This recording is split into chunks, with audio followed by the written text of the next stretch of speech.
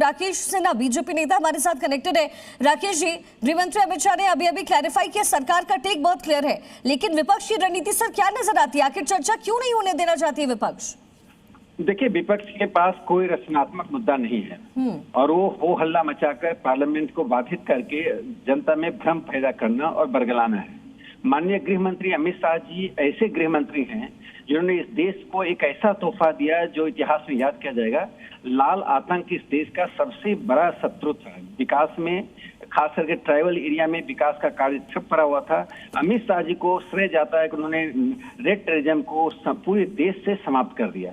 ऐसे गृह मंत्री जी ने जब कहा कि वो हर सवाल का जवाब देने के लिए तैयार हैं, लेकिन विपक्ष सिर्फ इसको एक मुद्दे के रूप में उपयोग करना चाहता है और इसी कारण से आज ये पूरा सत्र विपक्ष के हंगामे की बलि चढ़ गया।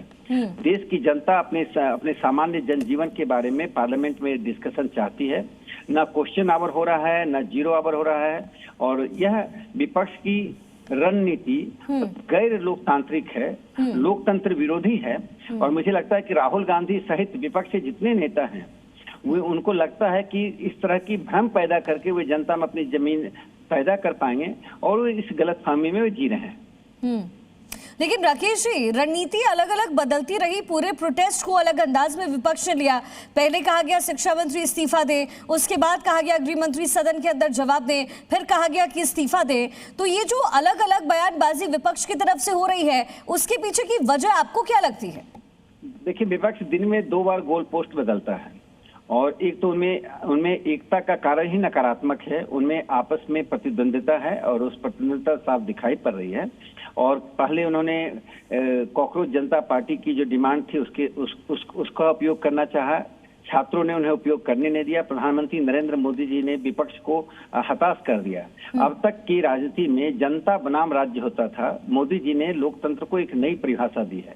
जिस जनता से हम मत मांगते हैं, वोट मांगते हैं, हाथ जोड़ते हैं, वो जनता हमारी शत्रु नहीं है। उसकी यदि कोई मांग होती है, उस मांग को रचनात्मक तरीके से हम सुनेंगे और उस पर अमल करेंगे। यह लोकतंत्र के इतिहास में एक पहला ऐसा अवसर है जब जनता को राज्य ने आत्मसात किया। और इसी दौर में अगर अमित शाह जी कह रहे हैं कि आपके सभी मुद्दों पर मैं चर्चा के लिए तैयार हूँ, तो विपक्ष से उस चर्चा। ठीक है राकेश जी, बहुत बहुत शुक्रिया हमारे साथ जुड़ने के लिए, हमसे बातचीत करने के लिए। तो देखिए, गृह मंत्री अमित शाह की तरफ से जो क्लैरिफिकेशन है वो दिए गए हैं। अब देखना बड़ा दिलचस्प होगा कि विपक्ष की तरफ से टेक क्या होता है। नीरज मेरे सहयोगी ग्राउंड जीरो पर बने हुए हैं, पार्लियामेंट के बाहर उनकी मौजूदगी है।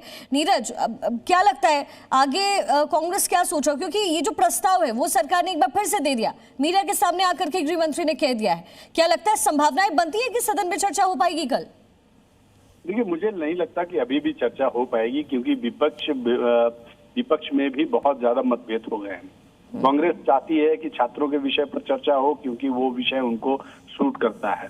समाजवादी पार्टी विपक्ष का मेजर स्टेक होल्डर है, वो चाहता है कि चंदा चोरी पर चर्चा हो, जिसको लेकर केंद्र सरकार तैयार नहीं, जिसको लेकर सरकार तैयार नहीं। कांग्रेस का स्टैंड भी चंदा चोरी के मामले से ज्यादा छात्रों के विषय पर है। जब 2 विपक्ष के महत्वपूर्ण दल एक विषय पर एकमत नहीं है तो चर्चा होना मुश्किल लगता है।